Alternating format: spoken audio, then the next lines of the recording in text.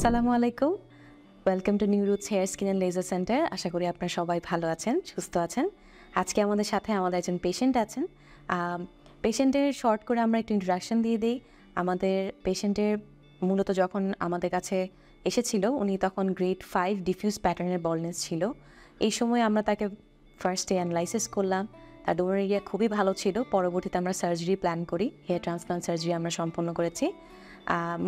Surgery মোটামুটি 9 মাস আজকে complete হয়েছে।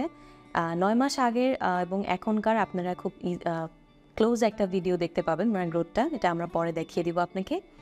এই মুহূর্তে আমাদের পেশেন্ট 9 মান্থ কমপ্লিট করেছে এবং আপনারা দেখতেই পাচ্ছেন তার একটা ম্যাচিউর গ্রোথে চলে এসছে হেয়ারসগুলো, আরও গ্রোথ আসবে। মোটামুটি 6 মান্থস কমপ্লিট হওয়ার পর থেকেই দেখা যায় যে চুলগুলো খুব নাইস গ্রোথে চলে আসে। এর মাঝে ওনার নিজস্বও কিছু চুল ছিল, সেগুলোও আস্তে আস্তে গ্রো করবে। হেয়ার ফল এবং হেয়ার গ্রোথ দুটার মাঝামাঝি থেকে একটা ভালো একটা রেজাল্ট চলে আসে। 9 মান্থস কমপ্লিট হওয়ার মানে একটা ম্যাচিউর ফেজই আছে চুলগুলো। এই সময় গ্রোথ ফেজটা অনেক বেশি বুস্ট হয় নিয়মিত মেডিসিনস এবং ইনস্ট্রাকশনসগুলো ফলো করলে। তো আজকে আমরা পেশেন্টের কাছেই শুনবো যে আসলে ওনার জার্নিটা কেমন ছিল, উনি কেমন ফিল করছেন। আসসালামু আলাইকুম স্যার, কেমন আছেন? আচ্ছা স্যার, আমাদের দর্শকের উদ্দেশ্যে আপনি আপনার জার্নিটা মানে প্রথম থেকে কেমন আছেন, এখন কেমন ফিল করছেন, সব কিছু একটু বিস্তারিত আমাদের দর্শকদের জন্য একটু শেয়ার করবেন প্লিজ। আমি বেসিক্যালি আগে তেমন চুল নিয়ে কনফিডেন্স পেতাম না। এখানে আসার পর ডক্টরদের সাথে কনসালটেন্ট করার পরে আমি আমার কনফিডেন্সটা ফিরে পেলাম। আমি আস্তে আস্তে বুঝতে পেলাম যে আমার থেকে ট্রান্সপ্লান্ট করানো লাগবে। তার জন্য আমি আস্তে আস্তে রেডি হলাম। কিছুদিন যাবত চিন্তা করলাম যে কখন করা যাবে, এই ডেট নিলাম। ডেট নিয়ে করার পরে আমি কিছুদিন শেডিং ফেস হলো। শেডিং ফেসের পরে আস্তে আস্তে আমি ডক্টরের সাথে জিজ্ঞেস করলাম, তারা বললো না ঠিক আছে সব হবে। এরপরে আস্তে আস্তে আমার চুলের গ্রো আমি দেখলাম নিজে। এখন আলহামদুলিল্লাহ আমি অনেক ভালো ফিল করতেছি। এখন আলহামদুলিল্লাহ আমার কনফিডেন্স লেভেল অনেক ভালোই আছে আলহামদুলিল্লাহ।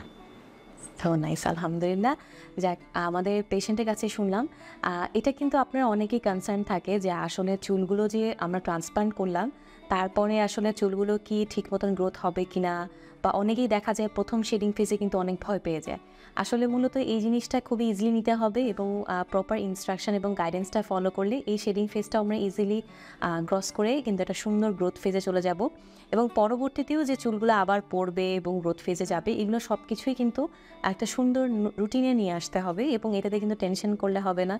সবচেয়ে ইম্পর্টেন্ট হচ্ছে আপনার কনসিস্টেন্সি, অর্থাৎ আপনার যে রুটিনটা ফলো করছেন সেটাকে সবসময় ভালোভাবে ফলো করতে হবে। লাইফস্টাইলটা ঠিক মতন লিড করতে হবে in terms of sleep, exercise and food, এগুলো খুব ভালো করে আপনাদের ফলো করলে, এবং মেডিসিনস অন টাইম, এবং আমাদের সাথে টাইম টু টাইম যে একটা আপনাদের যে সিটিংসগুলো থাকে, আমরা কিন্তু ট্রান্সপ্লান্টের পরেও পেশেন্টকে কিন্তু গাইডলাইন দিতে ভুলি না। এবং দেখা যায় 1 বছর 2 বছর 3 বছর পরেও কিন্তু আমরা পেশেন্টকে একটা সবসময় ওই টাইম অনুযায়ী একটা প্রপার গাইডলাইনটা দিয়ে রাখি, যেটা আপনার জন্য বেস্ট। সো এই জন্যই আসলে ট্রান্সপ্লান্টটা খুব ইজি হয়ে যায় এবং ভালো রেজাল্টের জন্য কিন্তু এটা খুবই ইম্পর্ট্যান্ট। তো আজকের ভিডিও এই পর্যন্তই। আপনারাও যারা ট্রান্সপ্লান্ট নিয়ে প্ল্যান করছেন তারা সরাসরি এসে আমাদের সাথে কনসাল্ট করতে পারেন, অথবা ওভার ফোনেও আপনাদের কোনো কোয়ারি থাকলে সেটা কিন্তু জেনে নিতে পারেন যে আসলে কী জানার ইচ্ছা আছে আপনার। তাছাড়া আমাদের ভিডিওতেও কিন্তু কমেন্ট করতে পারেন, আমরা কিন্তু সবসময় আপনাদেরকে রিপ্লাই করে থাকি। আর এই ভিডিওতে ভালো লেগে থাকলে ভিডিওটি লাইক এবং শেয়ার করতে ভুলবেন না। ধন্যবাদ।